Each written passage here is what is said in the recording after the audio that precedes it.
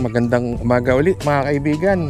Nandito uli kami sa Crown Events Place para mag fishing. So ganun uli ang target ko, Mayan. Tapos may mga dala akong bagong lure.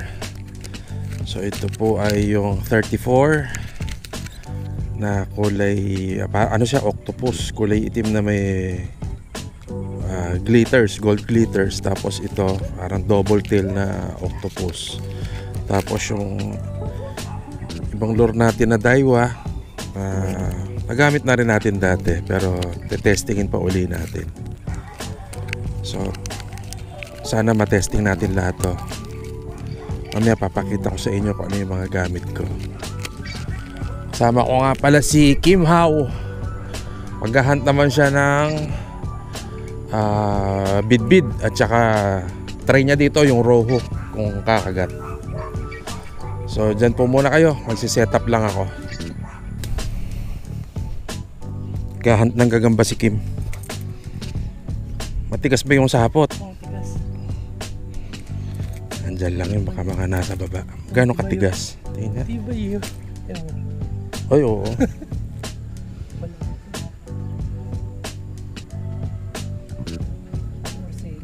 Hanap. Oh, maano yung amor seco.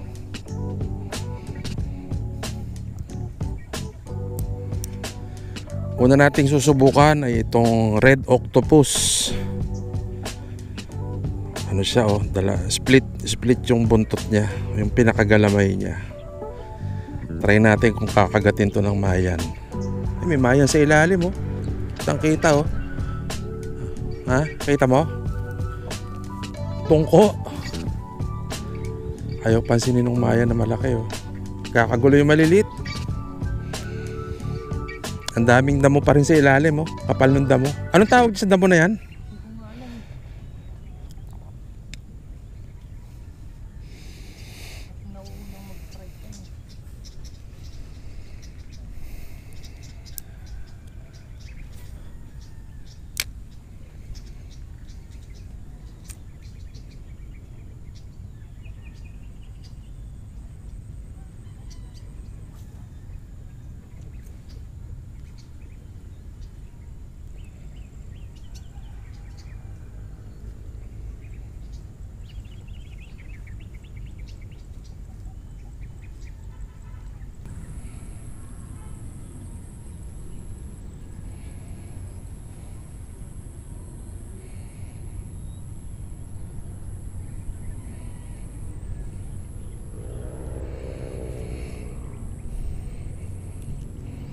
Ayaw kagatin.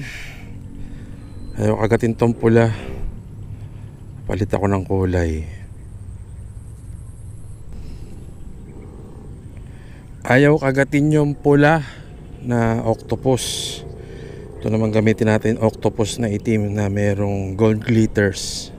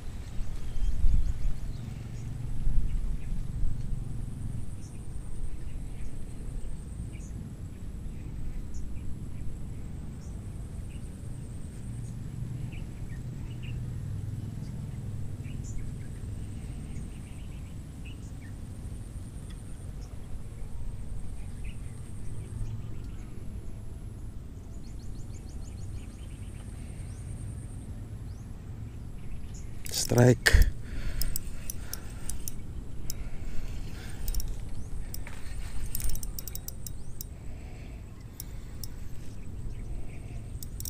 Uy, naputol. Putaragis. Ay, nako.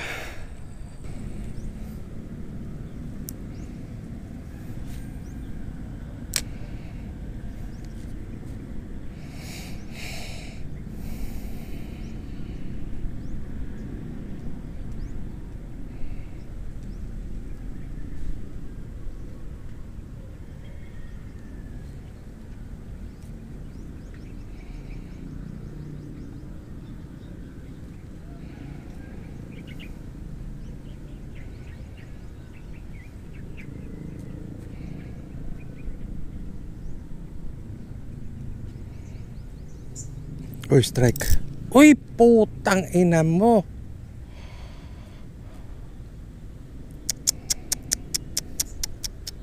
Ba yun?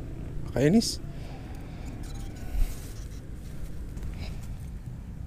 Dalawang black octopus na yung natangay sa atin. Yung isa naka ano tayo ng mayan. Naipulupot naman sa damo. Itong isa hindi ko alam, hindi ko nakita, sinabit. Ito naman ang gagamitin natin. Hearty rice naman to, bagong bili ko rin to. Ngayon ko lang susubukan. So ito yung microworm ng hearty rice. Yun ang pangalan niya, TT Shake. Sana makahuli na tong TT Shake na to.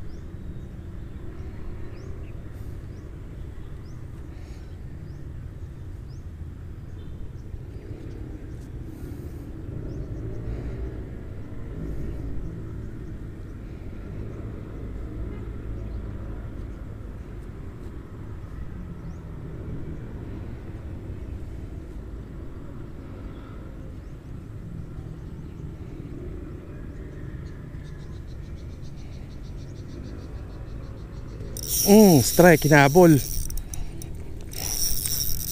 Sa gilid na, hinabol.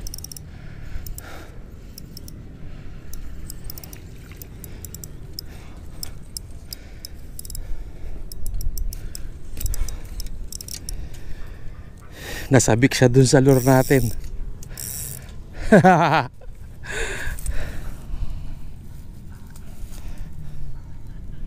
Hinabol.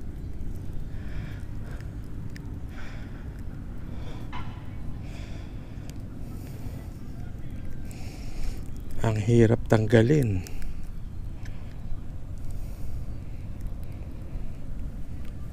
Yun. Tanggal. May isang mayan tayo.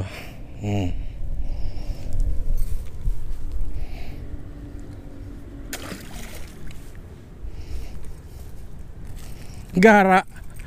Gara do strike. E de, meron kasi akong limit kung hanggang saan ko iano siya ito twitch eh. E de nire-retrieve ko na. Nung nire-retrieve ko, may humahabol. Nakita ko mahabol. Tapos huminto. Ginawa ko, ginanong ko ng konti, sinunggaban. Nandiyan na sa gilid, sinunggaban tsaka tinakbo. Oh, ganda nga eh. Ganda ng pagkaka-strike. Siguro na curious siya, tapos naging na nga. Na-entice siya nung gumano sa harap niya eh. Sinunggaban niya eh.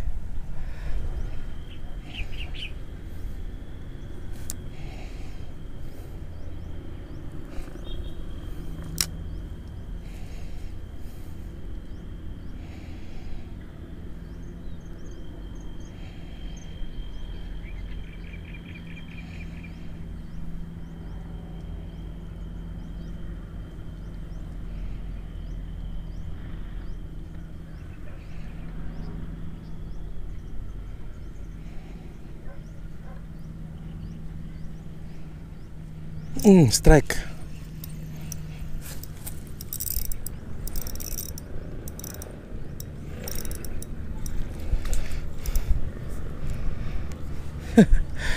Tinakbo.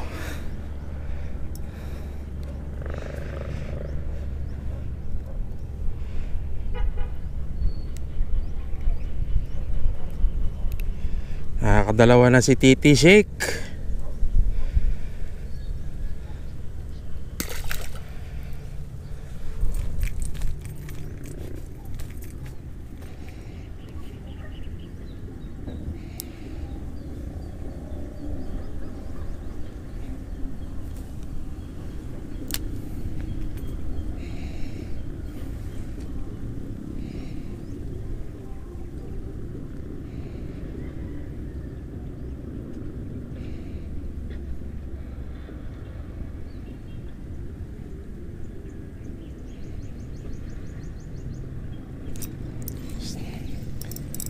Action uli.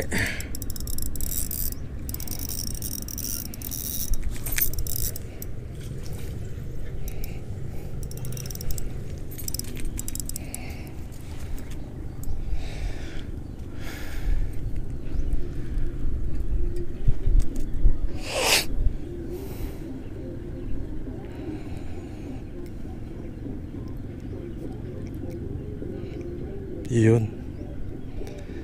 Tatlo.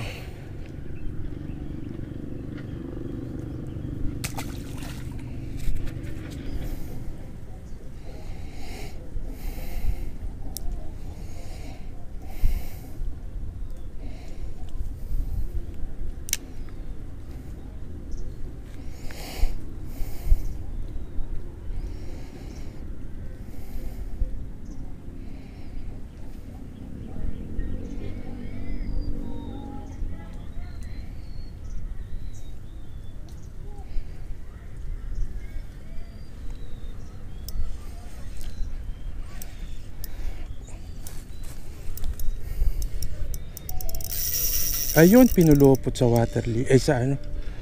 Sa lotus. Tanggal sana. Tanggal sana.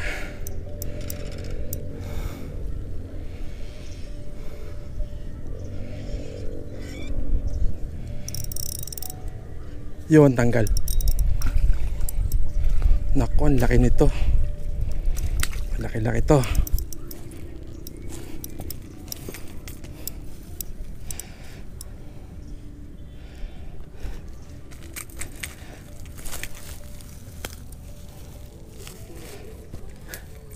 Ganda, laki.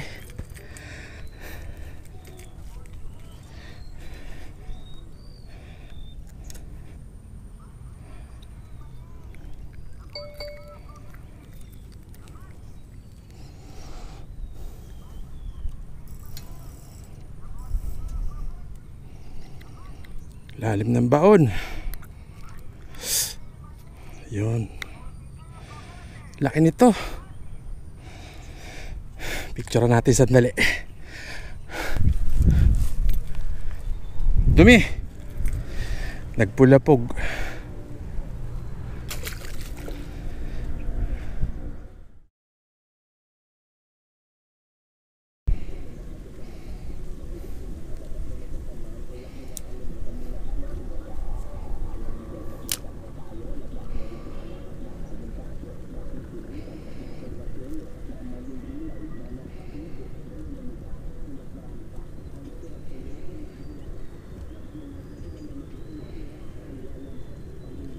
Yung strike.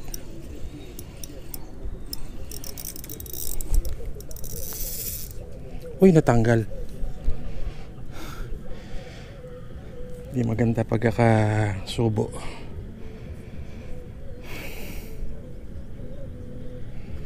Wala na, sira na. Sira na si Titi Shake. Nakaapat na yung Titi Shake. Ito naman gamitin natin. Daiwa Nage Kabijin. Hindi ko lang alam kung anong tawag dito. Para siyang worm na may parang scorpion. Parang scorpion ang itsura niya. Balik tayo dito sa Black Octopus. Ayaw kagatin yung scorpion kanina. Tapos ginamit ko rin yung Daiwa Nage Kabijin na BB beam. Hindi ako nagandahan. Kumakagat yung kumakagat yung buntot niya doon sa pinaka-hook ng jig head. Ayos ako ng ayos lagi tuwing magkakast. So balik tayo dito, Black Octopus. 2 beses na strike kanina to, kaso hindi natin na-land. Yung isa natangay pa.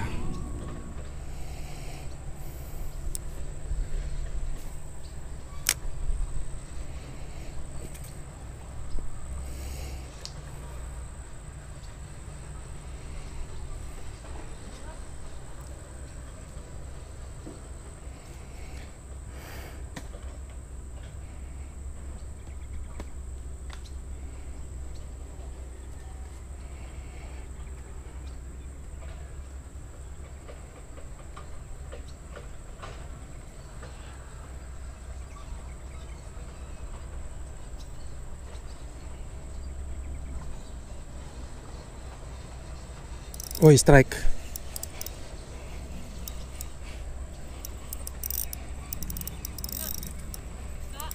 Isda.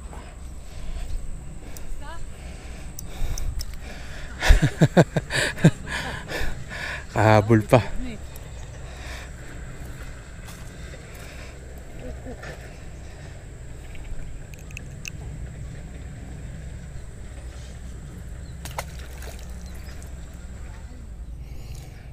Last 3 cast. So doon sa mga sinubukan kong soft bait, ang hindi lang na strike yung black scorpion, yung red na octopus, yung dalawa yung galamay.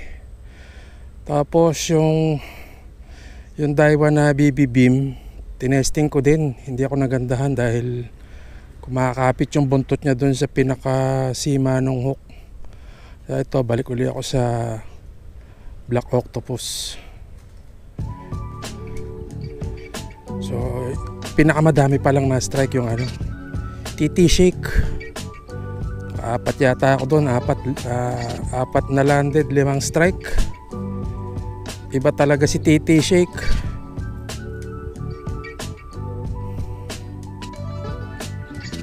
Ay nako, pumulupot.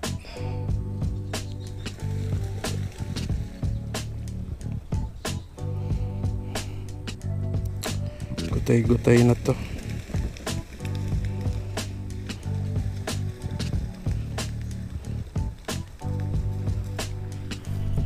Pagkatil pa sana.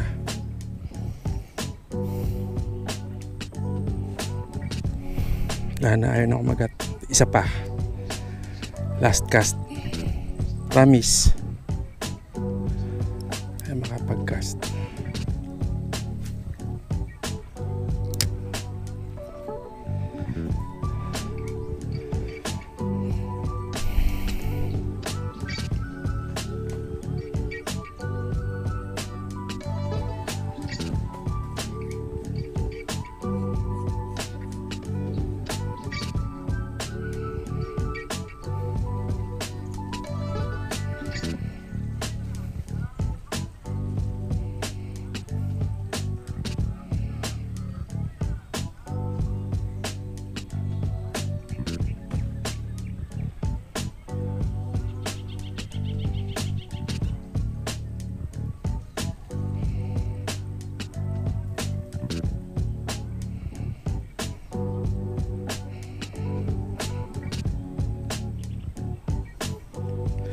Wala na. Diyan na po nagtatapos ang aming hunt for today. Okay naman yung na-hunt namin. Kahit konti, enjoy naman. So, papaalam na kami. See you next time.